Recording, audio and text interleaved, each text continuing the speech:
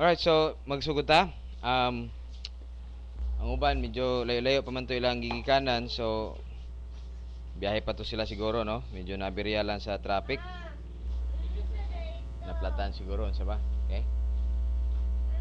So paliw ko gandam sa inyong kagalingon and aron sa atong pagtuon karon um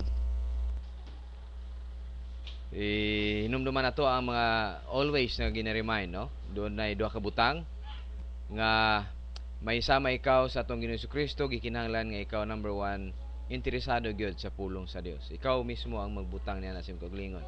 And second, okay?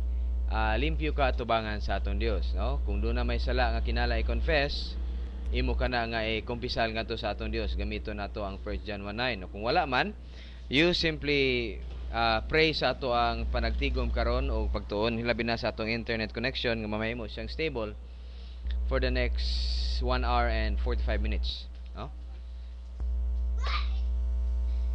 Okay, so let us pray in silence.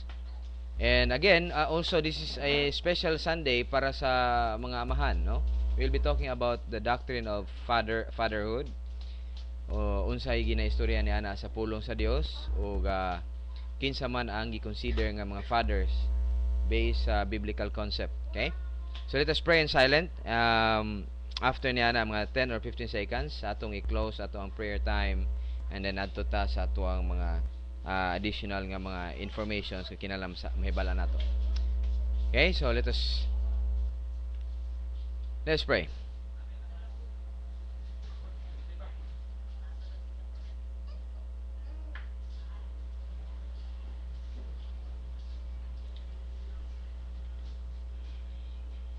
Heavenly Father, we thank you for this opportunity sa makausap pa, and gamito na mo kini amahan nga oras aron sa pagpadayon amahan nga pagtuon sa imong pulong o makahatag amahan og dungag nga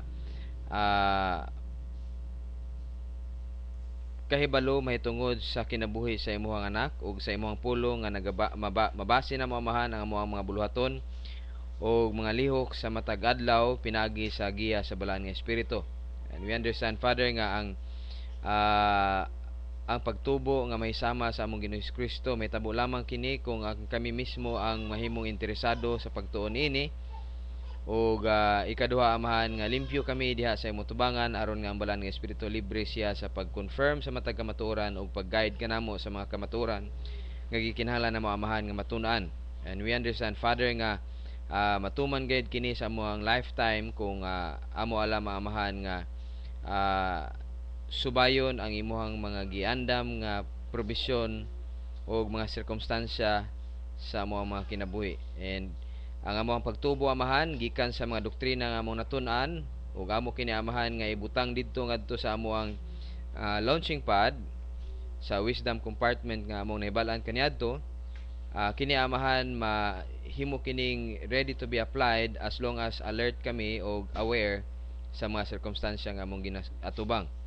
And I pray, Father, nga masabtan namo nga dili namo gikinahanglan nga mahimong autopilot sa amuang mga lihok sa matag adlaw.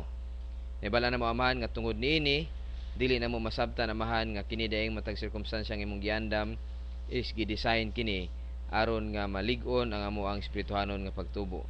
Bisa pa man amahan kini nga mga butang gitugyan namo diha kanimo labi na among pagtuon karon ug ang mga kaigsunan nga nagapaminaw dinha online. I pray amahan nga mahimo usab nga stable lang mga internet connection.